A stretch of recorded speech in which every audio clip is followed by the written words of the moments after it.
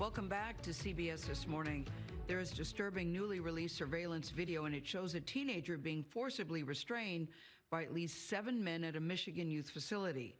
The teenager died 2 days later. We have to warn you here that the video is graphic. It happened in April in the cafeteria at Lakeside Academy, that's in Kalamazoo, after Cornelius Fredericks threw a sandwich. According to the state health department, he was restrained for about 12 minutes.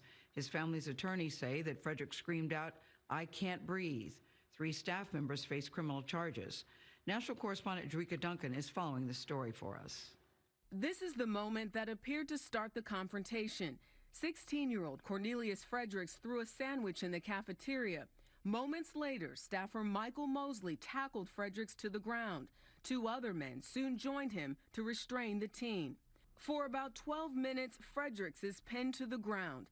At least 4 more men came over and appeared to hold down Fredericks' arms and legs and sit on his chest and abdomen. Towards the end of the video, you can see Fredericks go limp.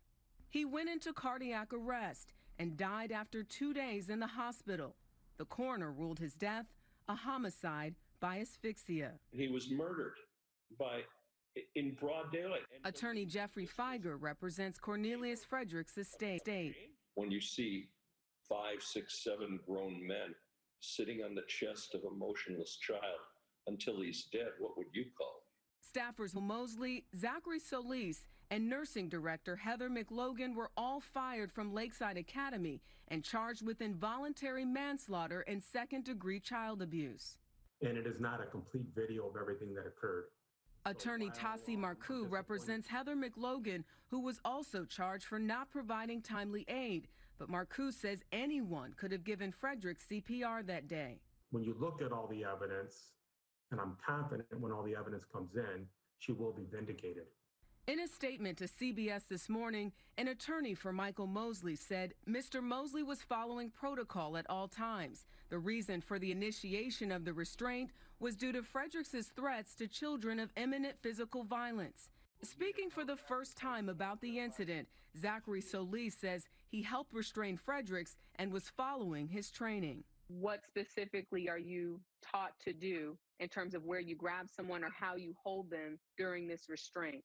It starts off at the arms, and then if it goes down to the ground, we were told by everybody that it was a good restraint.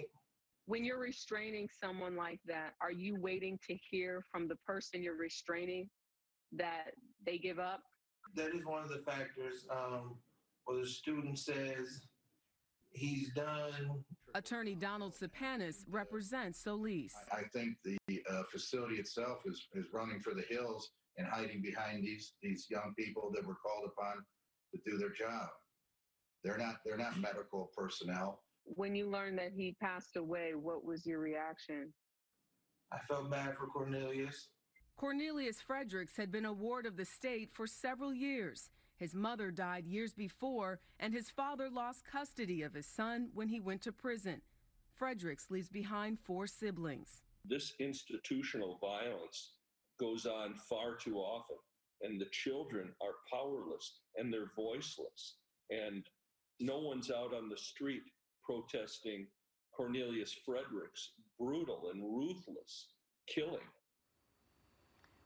Lakeside Academy has since been shut down and its license revoked. Its residents were moved to another location. Now, in a statement to CBS News, Sequel Youth and Family Services tells us that they operated at Sequel. They said they emphasized de-escalation both with our staff and our students. It is our policy, they say, to only use restraints as an emergency safety intervention. We are committed to making the necessary changes to ensure something like this never happens again. Vlad? Jericka, this is such a horrible story, and to know from your reporting that Cornelius Fredericks had been a ward of the state, his mom died, his father lost custody, and now he's died because he threw a sandwich. Jericka, thank you very much.